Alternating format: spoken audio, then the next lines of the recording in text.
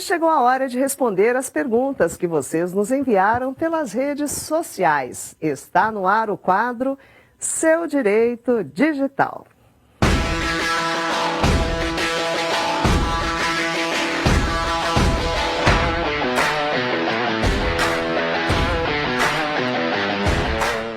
E mais uma vez temos o prazer da presença ao vivo de Leandro Alvarenga. Por favor, junte-se a nós aqui. Olá, Marisa. Uma boa noite. Boa noite, Leandro. Você está bem? Estou bem, graças a Deus. Uma boa noite a todos de casa. Espero que estejam todos bem, Marisa. Pois é, esperamos que todos estejam. Leandro, hoje temos 3 perguntas. A primeira tela é mais voltada para quem conhece um pouquinho de empresa, né? A dúvida é possível obter créditos de PIS/COFINS sobre gastos com LGPD? Vamos falar um pouquinho para as pessoas se situarem. Tá, eu vou explicar. O que acontece? O PIS e COFINS são impostos que geram crédito para as empresas durante a sua produção de produtos normais da sua rotina. O STJ ele entende que toda vez que uma empresa utiliza um produto como insumo e ela faz a compra, e quando ela compra ela paga esses impostos para fazer uma transformação em outros produtos, ou seja, um produto essencial para essa atividade, ela gera créditos de PIS e COFINS, porque senão vai gerar uma bitributação, né? O que tem se discutido agora, Marisa? A LGPD, ela traz e trouxe uma grande necessidade para as empresas, em decorrência da lei, de fazer investimentos na proteção de dados. E esses investimentos, algumas empresas têm entendido que faz parte do insumo. Exatamente por quê? Porque para o negócio funcionar, ele é essencial. Você precisa proteger os consumidores, entrar em contato da maneira certa, né? E isso tem se tornado uma parte da corrente da jurisprudência, tem entendido que isso é um insumo. E se é um insumo, você teria que ter os créditos ali daquele insumo. Qual é o problema? O TRF aqui de São Paulo não entende assim. Ele já tem uma decisão judicial aqui em São Paulo, no TRF da terceira região, falando que não, insumo é só o que você usa na produção direta do seu produto. Então, por exemplo, a LGPD seria um produto indireto, porque ele te ajuda no meio para você chegar ao seu objetivo final, mas ele não é o objetivo final, né? E aí tem uma discussão jurídica em volta disso, porque será que é só o que faz você produzir alguma coisa, ou todas as obrigações legais que são essenciais para o negócio, como a LGPD, não deveria ser encarado? O STJ tem um entendimento mais amplo, dizendo que não, tudo que é essencial ao negócio, e no caso uma obrigação legal, deveria ser considerado como insumo. Só que isso é uma briga que vai longe, tem empresas entrando na justiça, só tem que tomar muito cuidado. Por quê? Porque nessa decisão específica do TRF aqui de São Paulo, da terceira região, Marisa, o juiz apontou, além desse ponto de não ser insumo, que a empresa não conseguiu demonstrar qual foi o investimento. Porque ela falou muito que eu investi em tecnologia, investi em pessoas, mas não demonstrou, não quantificou. Então é muito importante quando a empresa for fazer o investimento da LGPD, que ela faça a quantificação, o quanto financeiramente real se refere à LGPD, para você, caso você pretender buscar esse benefício fiscal, você consiga buscá-lo com uma certeza, com um número exato de quanto você investiu. Porque se você for com um número abstrato, você não vai ter direito. Tá certo, mesmo porque ainda não é um consenso, né? Ainda não em é. discussão. Existe até um projeto de lei, Marisa, no Senado, tá, que foi proposto, o projeto de lei número 4 de 2022, que para incentivar as empresas a fazerem, porque nós sabemos aí que muitas empresas, na época da pandemia, teve que escolher ou mandava o funcionário embora, ou pagava, não conseguiu fazer adequação, e a gente sabe do investimento que é necessário para adequação, muitas empresas não conseguem ainda, não estão equilibradas para conseguir fazer esse investimento todo. Então o Senado está discutindo, está lá na geladeira, porque parou por causa da política, nós sabemos que tudo parou no Brasil por causa da política, né? Mas um projeto de lei que faz exatamente isso, que as empresas que comprovarem o efetivo investimento para a LGPD terão direito a esses créditos, e aí vai acabar com a discussão. Só que a questão é, quando o Senado vai discutir isso, quando se vai ser aprovado, né?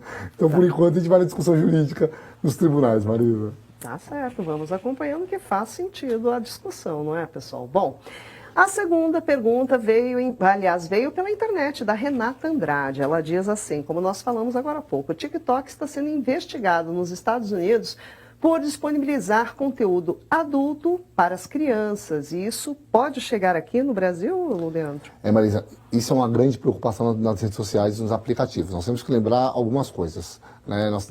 Além da suspeita que há sobre o TikTok, que sempre houve, principalmente nos Estados Unidos, que o governo chinês acessa esses dados e que eles, apesar de eles falarem, eles nunca rechaçaram isso de uma maneira veemente, né? Eles falam que protege a privacidade, que eles protegem a individualidade, mas nunca rechaçaram uma afirmação dessa de uma maneira firme. Nós temos a preocupação com os menores. O que acontece, Marisa? A rede social hoje, ela é para maiores de 13 anos. Isso é muito claro no aplicativo. Porém, nós sabemos que existem muitos menores de 13 anos usando a plataforma. Além disso, por exemplo, até pouco tempo atrás, uma pessoa de 16 anos podia fazer uma live. E aí você não tem controle sobre o que está acontecendo. O TikTok mudou essa regra no começo do ano, exatamente para que maiores de 18 anos possam fazer lives e colocou algumas regras especiais. Porém, não há uma restrição de conteúdo que você acessa. O que pode acontecer? Menores de idade acessarem efetivamente conteúdos impróprios, com sexualização e outras coisas que nós sabemos que o TikTok tem, né?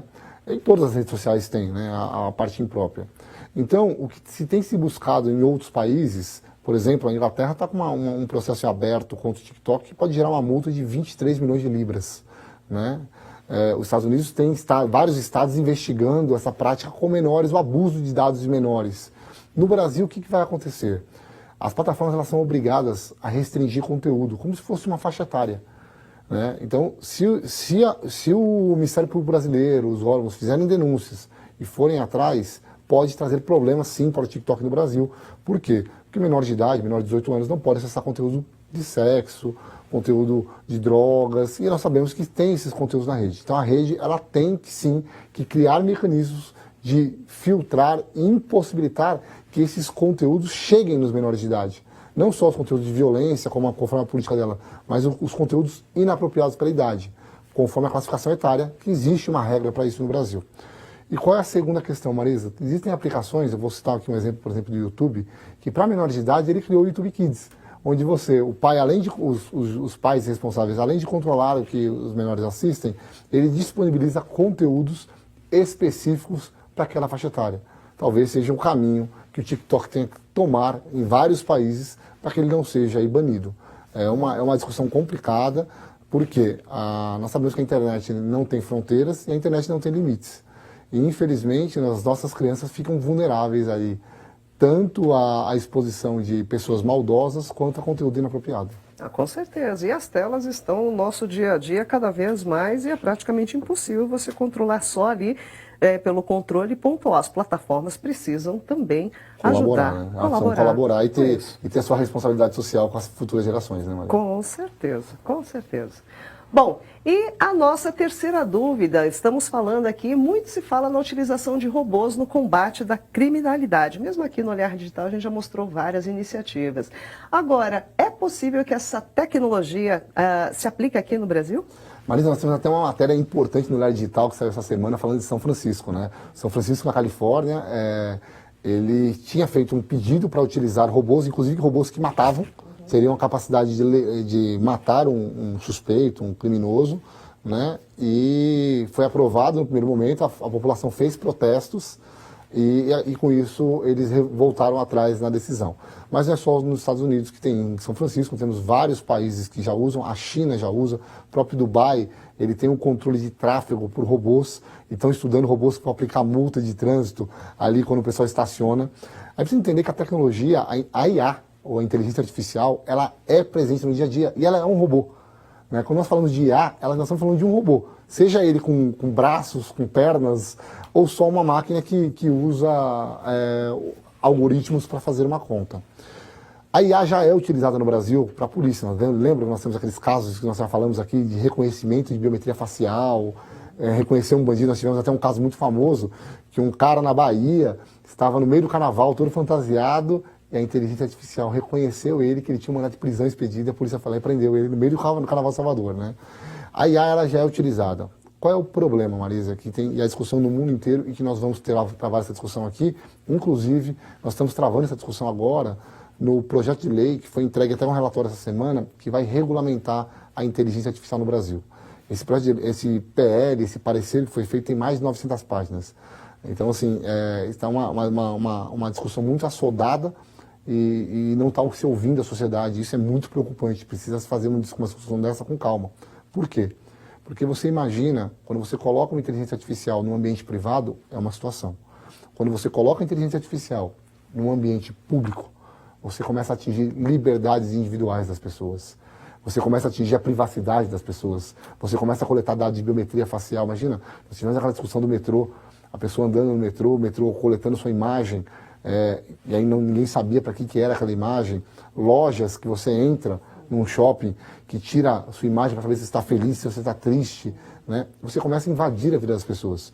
Então, muito além da discussão se ela é útil ou não para combate à criminalidade, que eu não tenho dúvida que ela é. Nós temos drones que atacam aí nas guerras. Você está vendo na Ucrânia ali vários drones atingindo bomba, que às vezes nem são controlados. É um robô que faz aquilo.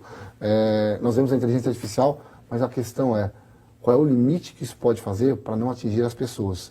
Porque nós temos que lembrar que, mesmo para fins de persecução penal, criminalidade, nós queremos proteger quem? São as pessoas. Uhum. Então, a gente não pode admitir que a inteligência artificial, o robô, ele invade essa privacidade. Então, sim, a inteligência artificial, eu não digo que vai chegar no Brasil, a inteligência artificial, os robôs, não vai chegar no Brasil, eles já estão no Brasil.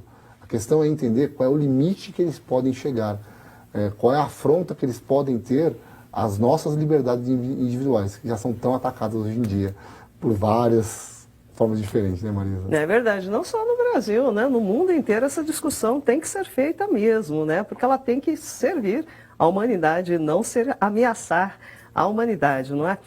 Leandro Alvarenga, mais uma vez, muitíssimo obrigada pela sua participação. Muito bom falar com você sobre esses assuntos diversos. Hoje nós tivemos bastante, alguns assuntos aqui diversos. Agora, só antes da gente encerrar, e o edital da biometria de São Paulo? Como que está esse edital? Caminhou? Não caminhou? Fiquei curiosa. Nós falamos sobre isso, não é, pessoal? Estamos acompanhando. Não está caminhando muito, né, Marisa? Tem uma discussão muito sobre a verdadeira utilização da biometria facial, qual é a finalidade da biometria facial, né? Uhum. Até se você observar a decisão que saiu do metrô, por exemplo, que o Tribunal de Justiça anulou aquele contrato do metrô que fazia biometria facial, a todo tempo se fala em qual é o limite que vai se utilizar a imagem das pessoas. Né? Para persecução penal, você pode utilizar, mas será que o Estado vai usar só para isso? Né? Qual é a política que vai estar por trás disso? Porque a partir do momento que a informação é coletada, ela pode ser desviada. Então nós temos que tomar muito cuidado quando nós falamos de melhorias, de inteligência artificial, de robôs, de coleta de dados, exatamente por isso. Porque a informação, ela pode ser utilizada para o bem, e ela deve ser utilizada para o bem. Mas é uma informação, que eu sempre falo quando eu dou aula sobre isso, Hitler só fez o que fez, Marisa, porque tinha informação na mão. Ele conseguiu separar os judeus, depois os ciganos e depois todo mundo, né? Porque ele tinha informação demais na mão. Então o Estado não pode ter informação demais. Então as políticas têm que ser criadas, têm que ser muito rígidas e têm que ser fiscalizadas, que elas não sejam descumpridas. Então eu acho que essa discussão ainda vai um pouquinho de pano para manga, viu, Marisa? Não tem ainda, não caminhou ainda. Então, não caminhou nada tão efetivo ainda. Então vamos acompanhando sempre de perto e aproveitando aqui todo o conhecimento do Leandro Alvarenga. Leandro, obrigada mais uma vez. Nos encontramos na próxima quinta-feira. Na próxima quinta-feira nos encontramos. Marisa, eu queria só antes de ir embora deixar um feliz aniversário aqui para minha princesa, a Valentina, que está fazendo 8 anos hoje.